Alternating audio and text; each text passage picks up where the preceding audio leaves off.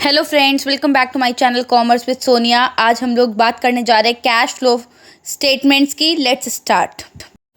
जैसे कि हमने प्रीवियस वीडियो में पढ़ा था कि कैश फ्लो में 3 एक्टिविटीज़ होती हैं, जिसमें से कि ऑपरेटिंग एक्टिविटी में हम लोग ऑलरेडी बात कर चुके हैं, तो अब हमें ऑपरेटिंग एक्टिविटी की बात नहीं करनी है। अगर आपने वो वीडियो नहीं देखी है तो लिंक डिस्क्रिप्शन बॉक्स में है, प्लीज़ देख लीजिए। आज हम लोग बात करेंगे cash flow from investing activity की, यानी इन्वेस्टिंग एक्टिविटी से हम जो है कैसे हमारे पास कैश का इनफ्लो और कैश का आउटफ्लो होता है। इन्वेस्टिंग एक्टिविटी, देखिए वर्ड इन्वेस्टिंग ही हमें समझ में आ रहा है कि ये जो है कुछ इन्वेस्टमेंट से रिलेटेड है। तो इन्वेस्टिंग एक्टिविटी में हम बात करते हैं कि हम बिजनेस में फिक्स्ड असेट में क्या चीज़ें जो है इन्वेस्ट कर रहे हैं या सोल्ड कर रहे हैं, या हम अपने कोई नॉन करेंट इन्वेस्टमेंट्स में क्या इन्वेस्ट कर रहे हैं या सोल्ड कर रहे हैं, उससे रिलेटेड जो भी एक्टिविटीज़ हैं वो सारी cash flow from investing activities में आती हैं। Investing activity of an enterprise refers to acquisition and disposal of long-term assets and other investment which are not included in cash and cash equivalent. Investing activities में enterprise की वो activity आती है जिसमें acquisition का मतलब होता है परचेज, या तो हमने कोई चीज़ खरीदी है, या डिस्पोजल का मीन्स हो जाता है सेल्स, या हमने कोई चीज़ जो है सेल किया है। किस चीज़ में? या तो वो लॉन्ग टर्म इन्वेस्टमेंट को परचेज या सेल कर रहे हैं, या फिर किसी इन्वेस्टमेंट को लॉन्ग टर्म असेट या फिर किसी इन्वेस्टमेंट को हम परचेज या सेल कर रहे हैं, वो हमारी इन्वेस्टिंग एक्टिविटी है। बट वो इंक्लूड नहीं, नॉट लिखा हुआ है, वो इंक्लूड नहीं होनी चाहिए कैश एंड कैश इक्विवेलेंट में, क्योंकि कल हम लोगों ने ये चीज़ देख लिया था ऑलरेडी कि वो चीज़ें जो कि कैश एंड कैश इक्विवेलेंट में है वो इन तीनों एक्टिविटीज़ में कहीं भी नहीं आती, उन्हें हम directly cash and cash equivalent में लिखेंगे जाके। अब देख लेते हैं कि इसका फॉर्मेट कैसा होता है। अगर हमें सिर्फ cash flow from investing activity देखनी है तो सबसे पहले है proceeds from sale of fixed asset. Fixed asset से जो भी हम सेल करके पैसा कमा रहे हैं वो हमारे लिए इनफ्लो है। इनफ्लो क्यों? क्योंकि पैसा हमारे पास आ रहा है, तो ये हमारे लिए क्या है? इनफ्लो है। यह हमारा इनफ्लो है और इसीलिए हम इसे जो है पॉजिटिव वे में लिखेंगे। Payment for purchase of fixed asset. अब अगर हमने कोई फिक्स्ड असेट परचेज किया है तो पेमेंट हो रही है, पेमेंट हो रहा है यानी हमारे पास है आउटफ्लो है। आउटफ्लो यानी हमें उसे माइनस करना है, और माइनस जो है वो हम ब्रैकेट में शो करेंगे। आप चाहें तो लिख भी सकते हैं ब्रैकेट डिनोट्स माइनस, यानी जो भी चीज़ें माइनस में है वो हम ब्रैकेट में लिख देंगे।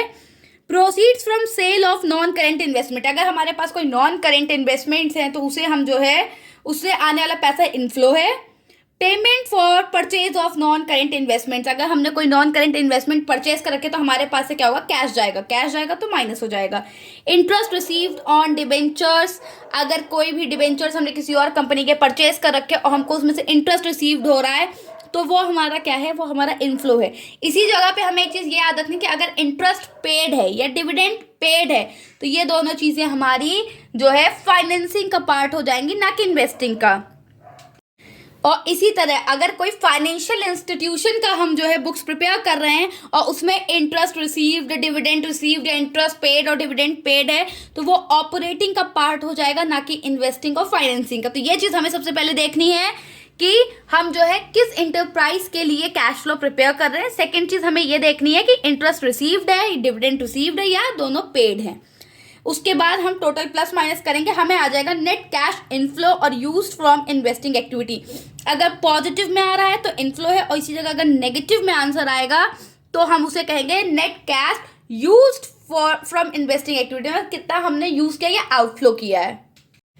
थोड़ा सा और इजीली इसको समझने के लिए क्वेश्चन देख लेते हैं। सपोज हमारे पास एक मशीनरी है जो कि 31 मार्च 2019 में उसकी वैल्यू 6 लाख है और 20 में उसकी वैल्यू 7,50,000 हो जाती है। हमें एडिशनल इन्फॉर्मेशन गिवन है कि building costing 1 lakh on which 30,000 has accumulated as depreciation was sold for 60,000। 1 lakh की एक मशीन है जिसमें कि 30,000 रुपये जो है डेप्रिसिएशन लगा है, वो बेची जा रही है 60,000 के लिए। उसके बाद जो है हम देख रहे हैं कि डेप्रिसिएशन चार्ज ऑन बिल्डिंग नहीं, या मशीनरी होगा।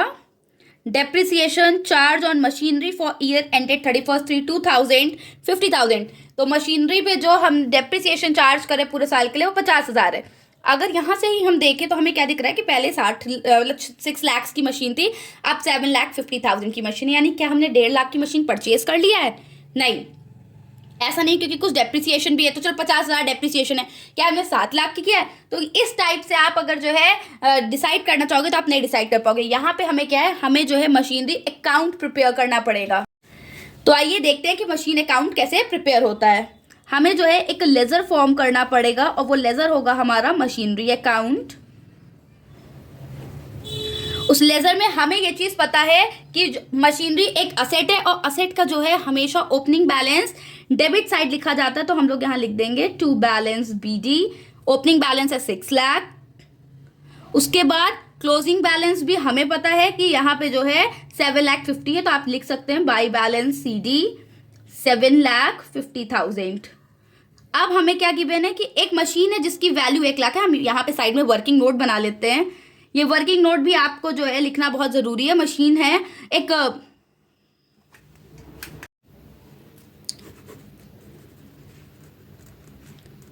एक मशीन है, उसकी जो वैल्यू है वो थी 1 lakh rupees.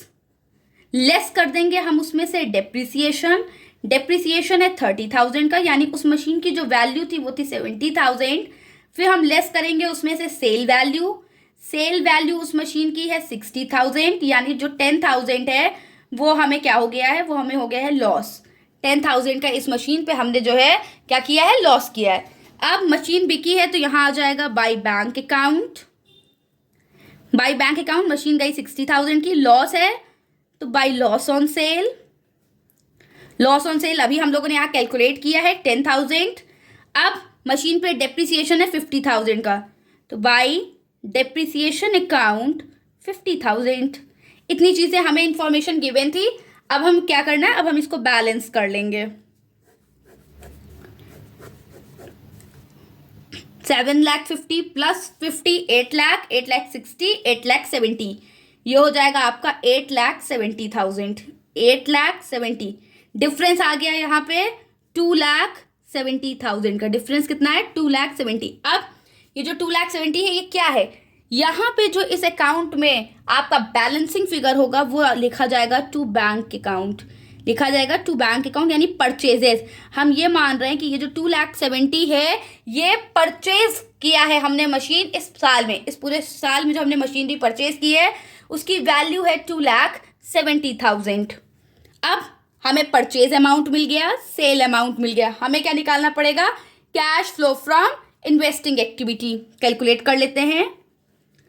Net cash flow from investing activity,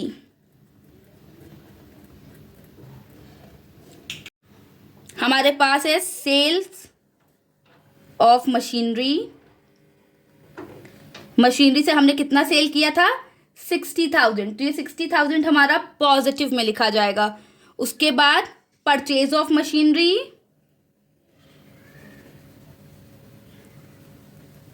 purchase of machinery था 2,70,000। जब भी हम कोई मशीन परचेज कर रहे हैं तो हमारे पास 60,000 में अगर हम 2,70,000 माइनस करेंगे तो आ जाएगा 2,10,000, वो भी नेगेटिव में। इसलिए हम लोगों ने जो है यहाँ ब्रैकेट लगा दिया है, बिकॉज ब्रैकेट डिनोट्स माइनस।